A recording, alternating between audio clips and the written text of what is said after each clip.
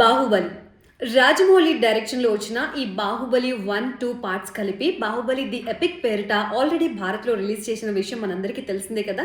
ఇప్పుడు ఈ మూవీని డిసెంబర్ 12న జపాన్లో కూడా బాహుబలి ది ఎపిక్ పేరిట రిలీజ్ చేయబోతున్నారు. సో ఈ ప్రమోషన్స్ లో భాగంగానే రెబల్ స్టార్ ప్రభాస్ జపాన్ వెళ్లారు. సో జపాన్ అభిమానులతో ఆయన చాలా సందడిగా గడుపుతున్నారు.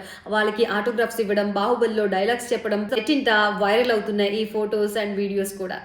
At the same time Rajamouli కూడా ప్రభాస్ను ఉద్దేశించి, జపాన్ అభిమానులను ఉద్దేశించి బాహుబలి మూవీ గురించి ఒక లెటర్ రిలీజ్ చేశారు. ఆ లెటర్లో ఏముంది అంటే, ఇప్పటికీ నేను 4 సార్లు జపాన్ వెళ్ళాను. అక్కడ అభిమానులు ప్రతి ఒక్కరూ కూడా అడుగుతున్నది ఒకటే ప్రశ్న, అదే ప్రభాస్ ఎప్పుడు వస్తారు అని.